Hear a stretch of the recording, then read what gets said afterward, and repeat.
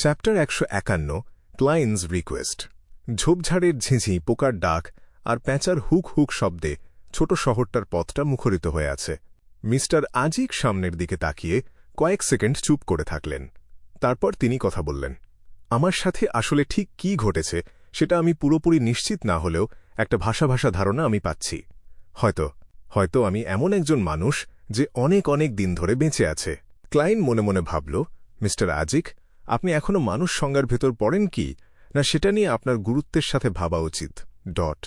অবশ্য সে কথা সে মুখে বলতে সাহস পেল না। এই জনমানবহীন প্রান্তর আর এই নিস্তব্ধতা মানুষকে বড় বেশি দুর্বল করে দেয়। মিস্টার আজিক আবার বলতে শুরু করলেন, এই দীর্ঘ জীবনের বিনিময়ে আমাকে নিশ্চয়ই কোনো না কোনো মূল্য দিতে হয়েছে। চতুর্থ যুগের শেষ দিক থেকে আমি এই মহাদেশে এক যাযাবর আত্মার মতো ঘুরে বেড়াচ্ছি। মিস্টার আজিকের গলাটা ভারী হয়ে এলো, মনে হলো তিনি নিজের আবেগ চেপে রাখার চেষ্টা করছেন। আমার অতীত সম্পর্কে কিছুই মনে নেই।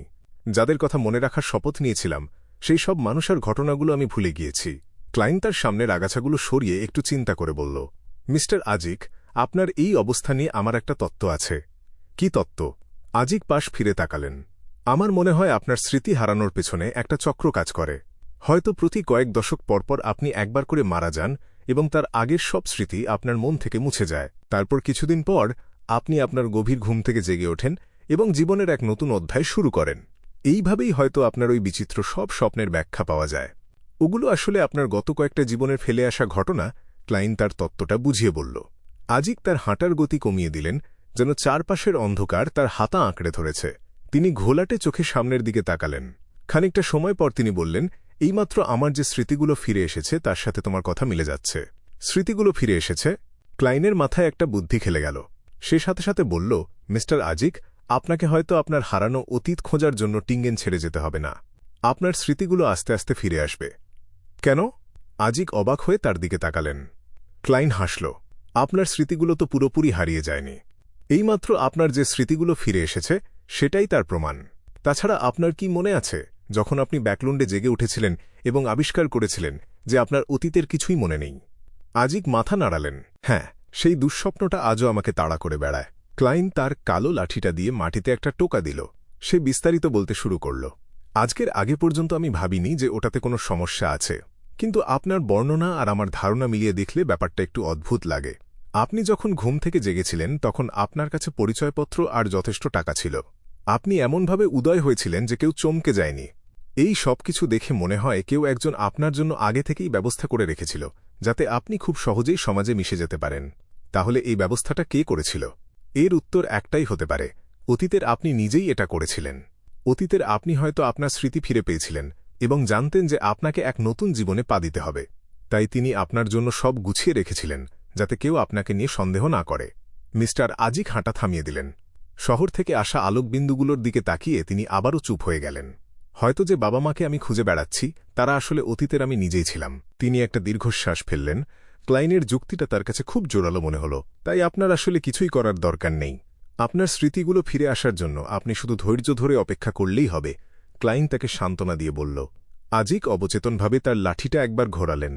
তারপর তিনি মার্বেল পাথরের মূর্তির মতো স্থির হয়ে দাঁড়িয়ে থাকলেন। দীর্ঘক্ষণ পর তিনি দূরের দিকে তাকিয়ে উত্তর দিলেন, হয়তো এই জীবনটা যখন শেষের দিকে পৌঁছাবে তখনই আমি পুরোপুরি সব মনে করতে পারব। কিন্তু আমি অতটা সময় অপেক্ষা করতে চাই না। আমি আমার ভাগ্যকে বুঝতে আর তা থেকে মুক্তি পেতে হাতে অনেক সময় রাখতে চাই।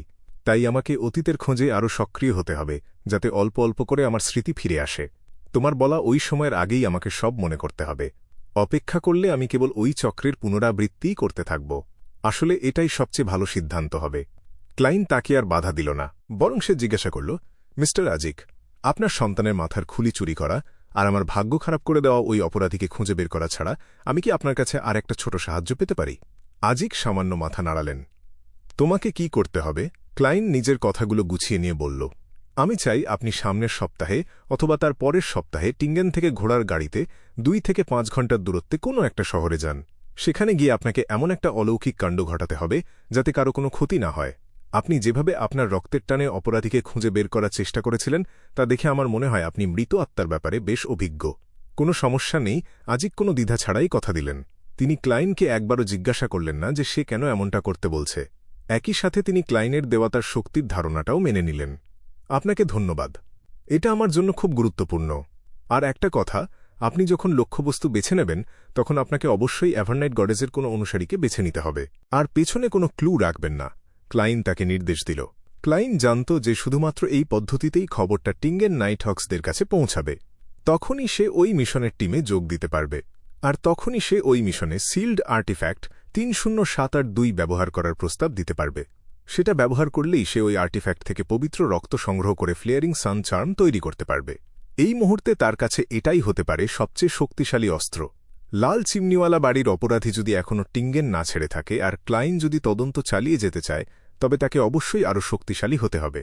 হ্যাঁ, ক্লাইনের পাওয়া তথ্য অনুযায়ী একটু শক্তি চুরি করলে 3078-2 কোনো ক্ষতি হবে না। খুব জোর হলে ওর পবিত্র করার ক্ষমতা একটু কমে যেতে পারে, কিন্তু এটা টিঙ্গেন শহরের নিরাপত্তা আর স্থিতিশীলতার জন্যই করা হচ্ছে। ক্লাইন নিজের মনকে এভাবেই প্রবোধ দেওয়ার চেষ্টা করল। মিস্টার আজিক ক্লাইনের উদ্দেশ্য নিয়ে মাথা ঘামালেন না, তিনি শুধু মাথা নাড়লেন। আমি আপনাকে আগেভাগেই ওই শহরের নাম আর সময় জানিয়ে দেব, যাতে আপনি প্রস্তুতি নিতে পারেন। উফ! ক্লাইন স্বস্তির একটা নিঃশ্বাস ফেলল। লামুড টাউনের এই সফরটা একদম বৃথা যায়নি। যদিও মিস্টার আজিককে ঘিরে থাকা রহস্যের খুব সামান্যই তারা উন্মোচন করতে পেরেছে, তবুও সে আজিকের মতো একজন নির্ভরযোগ্য বন্ধু তো খুঁজে পেয়েছে। নেপথ্যের অপরাধীকে খুঁজে বের করার লড়াইয়ে আজিক একজন দারুণ মিত্র হতে পারেন।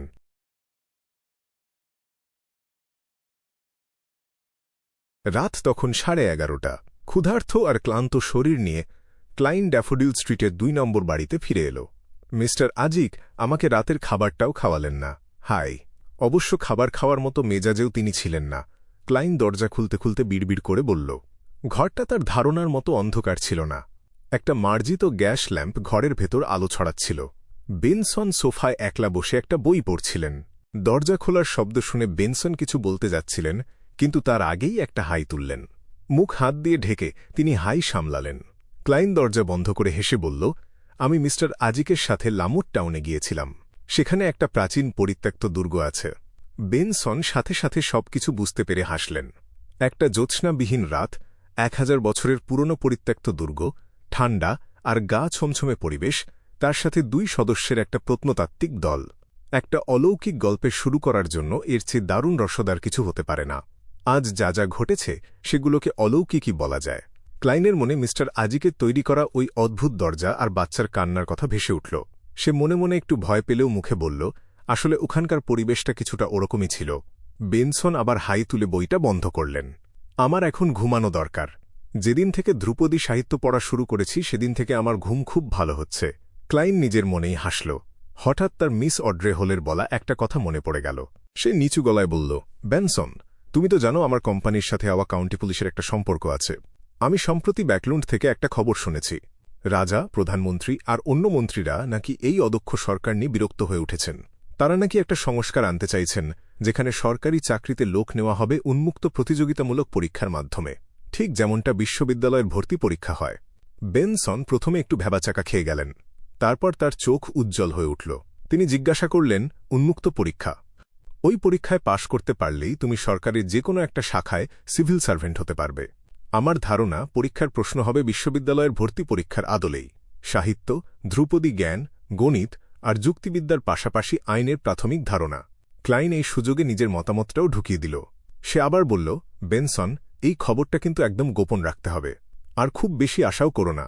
কেউ জানে না এই প্রস্তাব হাউস অফ লর্ডস আর হাউস অফ কমন্সে পাশ হবে কিনা। আমি মনে রাখব। আমি জানি যে আমাকে শুধু মন দিয়ে পড়াশোনা করতে হবে। বেনসন হাসলেন।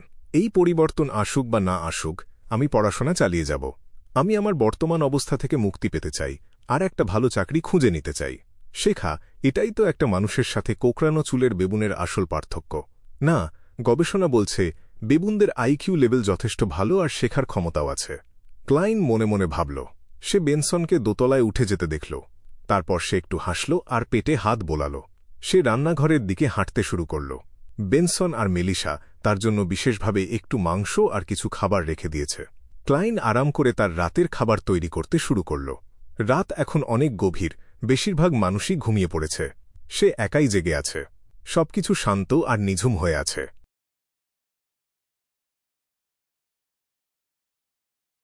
খাওয়া শেষ করে সে বাসনগুলো ধুয়ে নিল এবং গোসল করল। অবশেষে ক্লাইন নিজের ঘরে ফিরে গিয়ে দরজা লক করে দিল। সে একটা হাই তুলল, কিন্তু নিজেকে জেগে থাকতে বাধ্য করল। সে তার রূপার ছুরিটা বের করল এবং ঘরের ভেতর স্পিরিচুয়ালিটির এক দেয়াল তৈরি করে ঘরটাকে সিল করে দিল। সে ওই ধোঁয়াটে ধূসর কুয়াশার ওপারে গিয়ে দিব্য দৃষ্টি দিয়ে দেখতে চায়। সে জানতে চায় এই যুগের না হওয়া সেই মিস্টার ফুলকে তলব করাটা কি বিপজ্জনক হবে কিনা।